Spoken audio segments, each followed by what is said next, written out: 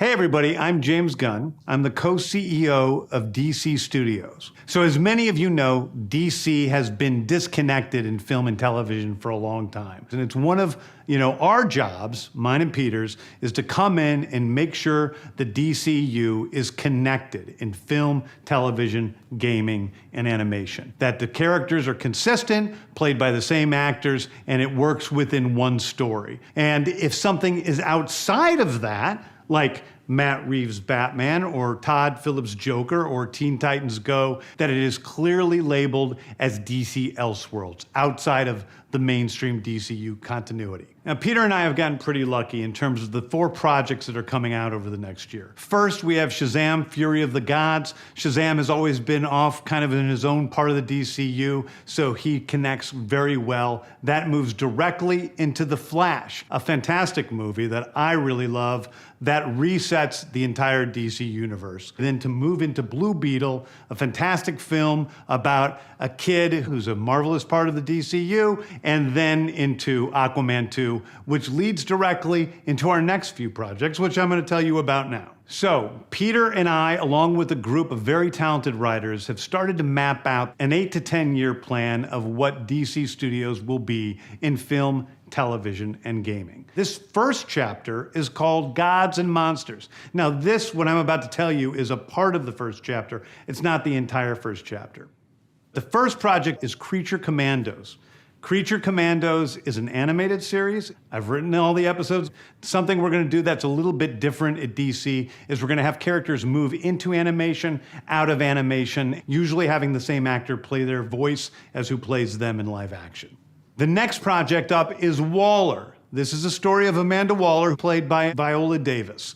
Viola Davis is going to team up with members of Team Peacemaker, and this is a story that's been created by Crystal Henry, who did Watchmen, and Jeremy Carver, who created the Doom Patrol. It is a fantastic story that's out of this world, and I can't wait for people to see it. Okay, next up is the big one, the true beginning of the DCU. This is called Superman Legacy. This is being written by me. I'm in the middle of it. I'm having a great time doing it. And Superman will be released into theaters July 11th, 2025. Okay, the next thing is a big premiere HBO television series called Lanterns. This is a story of a couple of Green Lanterns, John Stewart and Hal Jordan, and we have a few other Lanterns peppered in there, but this is really a terrestrial-based TV show, which is almost like True Detective with a couple of Green Lanterns who are space cops watching over Precinct Earth. In it, they discover a terrifying mystery that ties into our larger story of the DCU. Next is a big movie called The Authority. The Authority is a passion project of mine. It's based on the marvelous Wildstorm characters we are now bringing into the DCU and will interact with all of our primary DCU characters. The Authority are a group of superheroes who think the world is broken and they want to fix it by any means necessary. I think it's a very different look at superheroes. We're doing a television series called Paradise Lost. Paradise Lost is the story of Paradise Island, usually known as Themyscira, which is the birthplace of Wonder Woman. It's almost like Game of Thrones with Westeros, but with all of the inhabitants of Paradise Island. The introduction of the DCU's Batman is The Brave and the Bold. The Brave and the Bold is the story of Batman and his actual son, Damian Wayne. This is based on Grant Morrison's great comic book run. Damian Wayne is my favorite Robin. He's a little assassin who Batman tries to get in line, and so this is the story of the two of them and the beginning of sort of the Bat family in the DCU. Next up is a TV series called Booster Gold. Booster Gold is one of comics' really popular cult heroes. He is a fascinating guy. He's a loser from the future who uses future technology to come back to present day and become a superhero so that people will love him. It is basically the superhero story of imposter syndrome on an HBO Max series. One of my favorite comic book series from last year was Tom King's run on Supergirl, Woman of Tomorrow. And so we're going to turn that into a big science fiction epic film.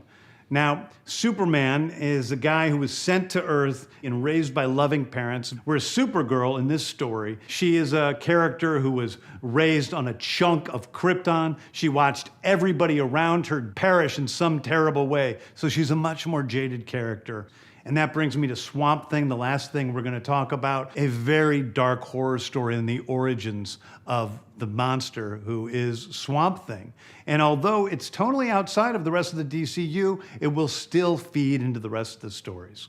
Anyway, those are the stories that I can tell you about right now. I've loved the DC characters since I was a child. They're incredibly important to me. I knew that this was a once-in-a-lifetime opportunity to do something very different. One of the things that's very important for me in all of these movies and TV series is that the director's vision and the vision of the writers and all of the creators is unique and something special. Storytelling is always king. That's all that matters to us. And I want to be true to those stories. I want to be true to you guys and really give you something different than you've ever seen before. Anyway, thank you, everybody. I appreciate you watching. I hope this was exciting for you because it's really exciting for me. And I can't wait to start to dive into these stories with you guys on this grand adventure. Thank you so much.